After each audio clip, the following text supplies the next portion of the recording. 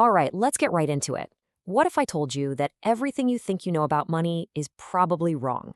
That saving money actually makes you a loser? And that your house, the one you're so proud of, isn't an asset at all? Well, that's exactly what Robert Kiyosaki, the author of Rich Dad, Poor Dad, has been telling people for years. Today, we're going to unpack his super provocative and, let's be honest, pretty controversial financial philosophy to see what all the fuss is about. So to really get where he's coming from, you have to understand his core belief. He looks at everything happening in the world economy right now, the crazy inflation, the mountains of debt, and he basically says, I've seen this movie before. For him, this isn't some new shocking event. It's a pattern, a cycle that's played out over and over again. And the scary part? He believes it always ends the same way, with a huge system-wide collapse. And that brings us to his first major warning. The market will collapse. This really gets to the heart of it. His first big prediction is that a crash is coming. But here's the twist.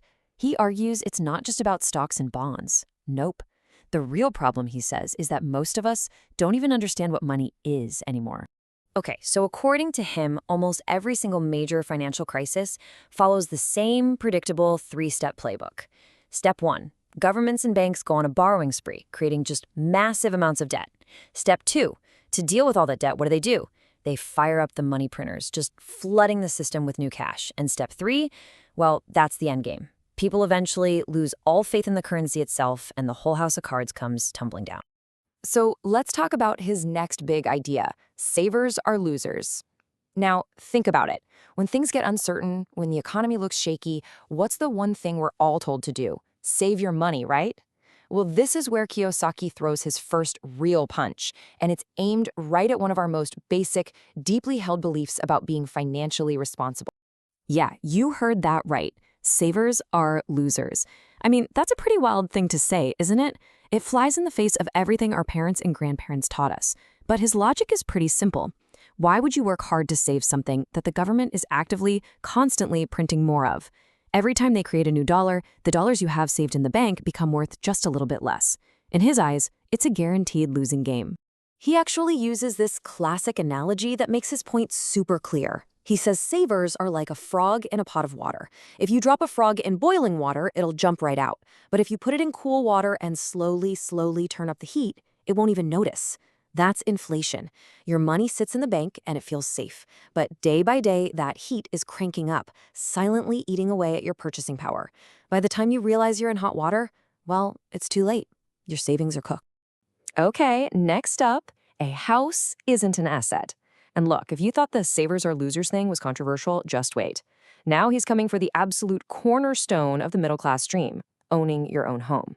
For most people, their house is their biggest, most important investment. But for Kiyosaki, he sees it as one of the biggest financial traps you can possibly fall into. Now, to understand why he says this, you kind of have to throw out the standard definition of an asset. For him, it has nothing to do with whether something goes up in value. It's all about one thing and one thing only: cash flow. An asset in his world is super simple. It's anything that puts money into your pocket month after month. And a liability? You guessed it, it does the exact opposite. It's anything that takes money out of your pocket. That's it. That's the whole game. The only thing that matters is which way the cash is flowing. So let's apply this simple test. Your own home, the place you live? Well, think about it. Every single month, money flows out of your pocket for the mortgage, for taxes, for insurance, for that leaky roof you have to fix. It's a constant drain. Now compare that to a rental property. If you do it right, your tenant's rent covers all those expenses and then some. Money flows into your pocket. See the difference? One's a liability, one's an asset. That super simple cash flow test is literally his entire framework. Okay, moving on to good debt versus bad debt. For most of us, debt is a scary four-letter word, something to be avoided at all costs, right? We're taught to get out of debt and stay out of debt. But Kiyosaki says, nope, that's what he calls a poor dad way of thinking. He believes debt is actually one of the most powerful tools for getting rich. You just have to know how to use it. And get this, he absolutely practices what he preaches. The man has said out loud that he personally holds over $1.2 billion in debt. Billion, with a B. Now, you're probably thinking, how on earth is that a good thing? Well, it's because in his mind, not all debt is created equal. There are two very different kinds. And here's the difference, and it's absolutely crucial. Good debt is when you borrow money to buy something that makes you money, an asset. Remember that rental property? Taking out a loan to buy that is good debt because someone else, your tenant, is paying it off for you while it puts cash in your pocket. You're using the bank's money to get richer. Bad debt, on the other hand, is what most people have. It's using a credit card for a vacation or taking out a loan for a brand new car that just loses value. You're using debt to buy liabilities. This quote really just sums it all up, doesn't it? The rich use debt to get richer. The poor use debt to get poorer. It's not about whether debt is good or bad in a vacuum. It's about how you use it. It's a completely different way of looking at the world, a total mindset shift. All right, final section, preparing for the reset. So let's recap. If the whole financial system is designed to collapse, if saving your money is a losing strategy, and if your biggest asset, your home, is actually a liability, you might be feeling a little stressed right now. So what's the answer? What do you actually do? Well, this is all about Kiyosaki's game plan for not just surviving, but actually thriving during what he calls the reset. He has a name for the economic times we're living in right now, the everything bubble. His argument is that for decades, all this massive debt and constant money printing has artificially pumped up the price of, well, everything. Stocks, real estate, bonds, you name it. It's all inflated. And just like every other bubble in history, he says it's not a question of if it's going to pop, it's only a question of when. And once again, he says, just look at the history books. These huge financial crises, they're not some once-in-a-lifetime black swan event.